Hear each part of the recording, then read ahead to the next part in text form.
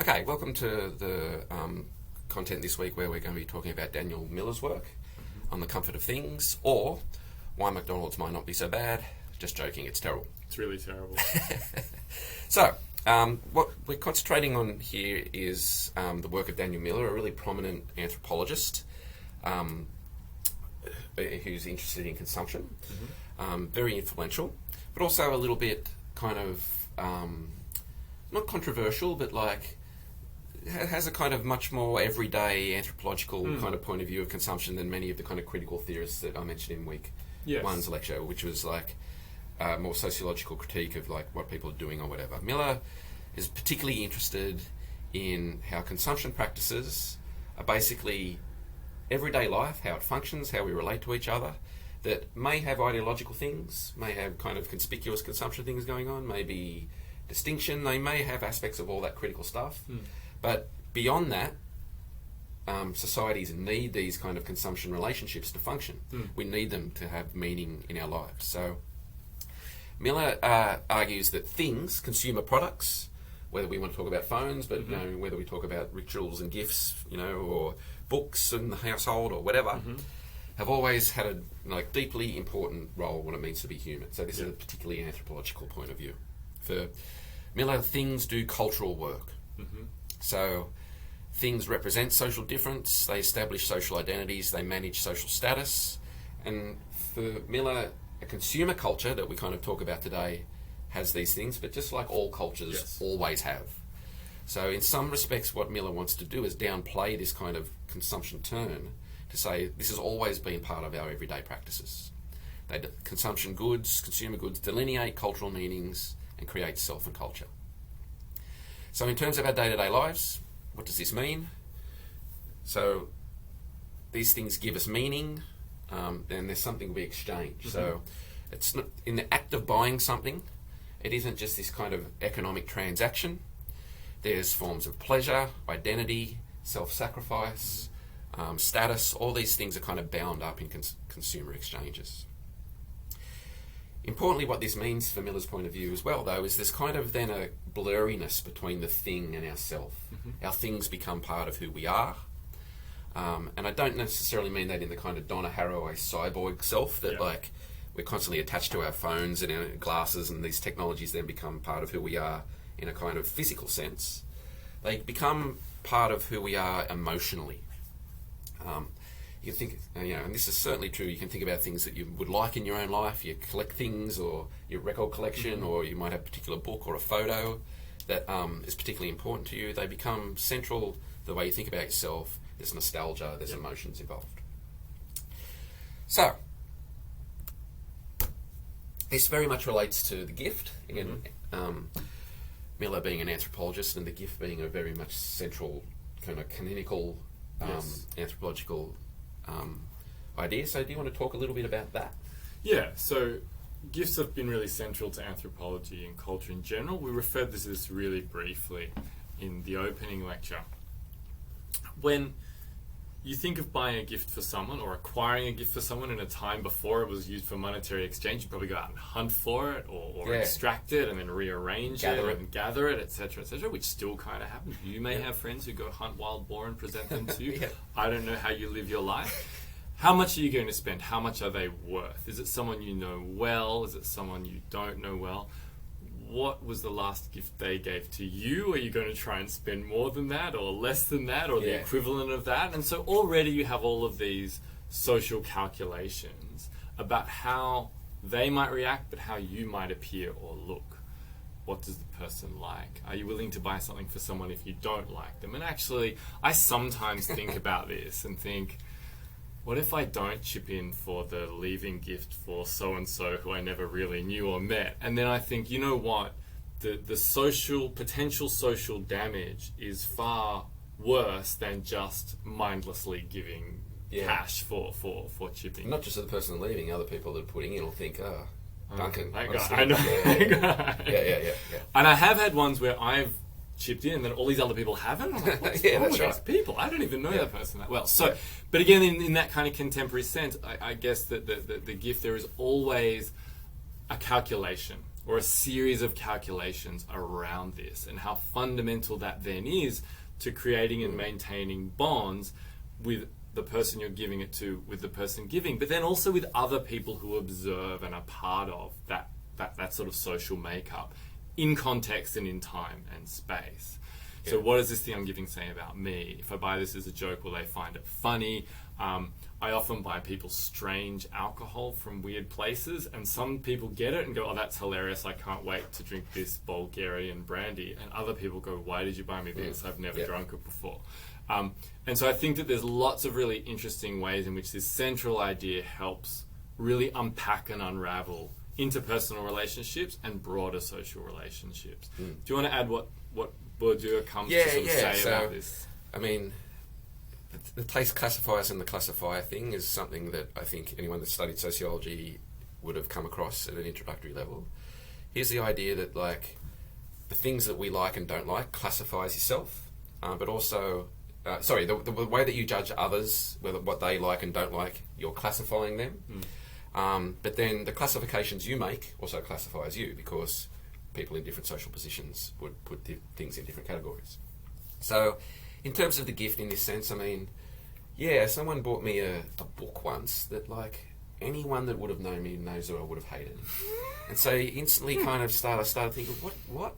Like, you thought I would like this? I didn't. I obviously tried to keep a poker face and said thanks, but like, what? Like this? So this is a kind of thing that's like a minute, everyday, like an emotional relationship that we have to things and people that are kind of, I suppose, transpire in these relationships. So that's really these kind of, I suppose, very much emotional aspects of consumption are key to understanding, key to Miller's way of understanding what consumer culture means in everyday life.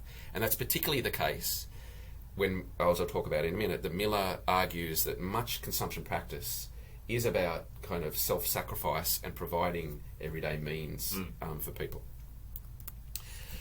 So one of the things that Miller's particularly critical of is the kind of, high Marxian cultural dupe rendering of people as kind of blind dupes. He maintains that critique of consumption is bound up with ideological and moral critiques of capitalism. So it's important to distinguish what he's saying there. He's not necessarily saying that people don't make silly choices based on advertising or fear of missing out or whatever. But really, that's always a case of human relations. The more broader kind of positioning people as cultural dupes, ideological cogs in a machine or whatever, is bound up with Marxist critiques of capitalism that makes sense on that kind of political economy level. Yes. But for the more everydayness of the way that we live our lives, doesn't really truly represent the nitty gritty of what happens in these things. So consumption. So at one level, most consumption is about basic. So this is what I was saying before. Most levels, basic consumption is about what happens in the household more often than not. Food, clothing. So these things are expressed in family relationships, and particularly as Miller points out in his many anthropological studies, is that women in the household bear the weight and self-sacrifice of these kinds of consumption more so than males. So again, the poverty of morality he's talking about here is, on one hand, you have kind of Marxist critiques positioning everyone as cultural dupes, but one then is often left out of that is the kind of self-sacrifice that goes on and the gifts and the kind of generosity that happens in these relationships. So when Miller's talking about materiality here, and this is an important concept, I suppose, for thinking about the rest of the course in terms of the way, I suppose, consumption and technology are intertwined. He's not just talking about material as things themselves, like, again, the pen, that is a material object, but then that's actually a pencil. Which is still a material object. It's a George Bushism. So it's not just the artifacts themselves, and it's not necessarily associating things with materialism, which is kind of the idea that people care too much about stuff and buying things rather than caring about people or issues or whatever. Materiality here means that, okay, these things have material existence, but there's all these meanings, emotions, effects, relationships, rituals, comforts, gifts that are attached to these things that Duncan will be talking about later on in the course through the ideas of entanglements, that, things that go beyond the materiality and have all these affects there. So in this sense, things are culture. They're the way that we relate to each other. They're the way that kind of cultures function. They're the way that cultures set up norms and things like that. So for Miller, what it means to be human has always contained these elements of materiality. It isn't just this new consumer culture that brings things to the fore. Regardless of what ideologies are dominant in any culture, materiality is always at the heart of how cultures work. So a key thing that,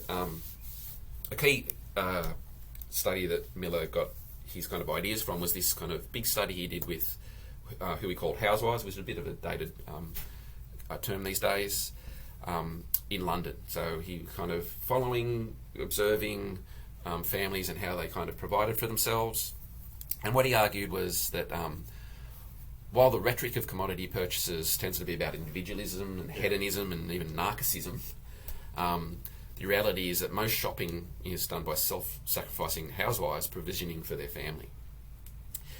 Doesn't see a lot of conspicuous consumption in that, doesn't see a lot of kind of dupes or ideology going on, but a concern that, families are clean, they have food, they can function.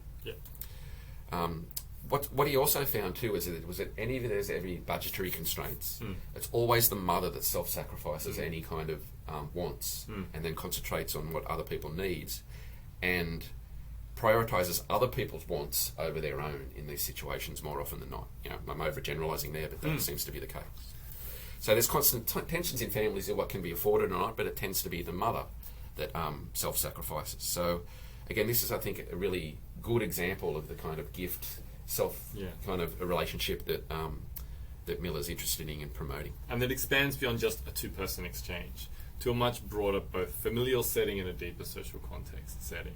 And I think where Miller departs from many other people who've studied this kind of thing is he's more generous to ordinary people and the fact that they need to consume things, to provide for one another, to have a family, to reproduce social life, rather than being harshly critical of participating in capitalist society.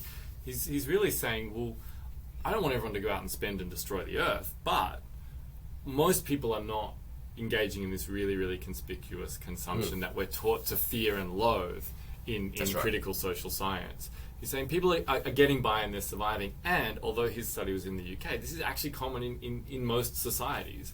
Most decisions, most investments, say in education, in migration, etc., are about provision, not about buying a Porsche that you can show off when you go back home. And so that's why some people are critical of Miller, but why I think for a course like this, it's the ideal really starting point to think about consumerism. Yeah, that's a good point. Okay, and finally in this kind of introductory thing to Miller, another study he did was about jeans. Again, this kind of almost ubiquitous form of clothing that so many people wear. You got on the I'm wearing jeans. I got jean shorts on, so it's close enough. So he did this kind of really deep ethnographic study of jeans, and it's a really interesting argument, this, and it kind of goes against, I think, again, common sense. And I'm not even sure that I agree with this, but it's an interesting way of thinking about jeans. He argues that they're so well liked because they don't stand out in a crowd and express nothing. They don't make a statement. So in that context, jeans create an egalitarian effect. They're adopted because people do not want to make a fool of themselves through some personalised expressive statement. Now, I would argue that's a form of distinction as well. I relate this to kind of, I used to have a Camry, and then now I've got a Corolla, and I'm not really into cars, and they're it's a necessary evil that I have to have. And then I found out that Toyota deliberately markets those kind of cars to people like me who don't really like cars. They want a pragmatic car, a cheap one. So it's okay, I don't want to stand out with my car, but now I have the exact car apparently that's the thing, right? So, I think Miller's point here is really true in some respects, but then obviously if you want to kind of go outside the wearing of normal blue jeans, people wear massive flares or rip them and do all these kinds of ways of standing out as well. Black with red stitching everywhere. So, but I think what's important too is context matters a lot. So, for example, our Vice Chancellor doesn't wear jeans. I'm sure he might outside work, but there within a context, he would stand out if he were to wear them. Yeah, in that's the right. kind of environment and the kind of dress set up at sort of executive level. And certainly stockbrokers generally don't wear them. Yeah. People in kind of the finance industry probably don't wear them to work. So there are some contextual limitations and flips where wearing them would make you stand out That's as right. someone who is probably so powerful that how you dress doesn't matter. Also nonchalant about the consequences of wearing this, that it doesn't matter, etc. But still reinforce those structures anyway. Yeah, Exactly. Yeah. And again, it's also in other cultures too, in say the North Asia, so Japan, Korea, it would be very unusual for anyone to wear jeans to work. Even academics would not likely wear jeans to work.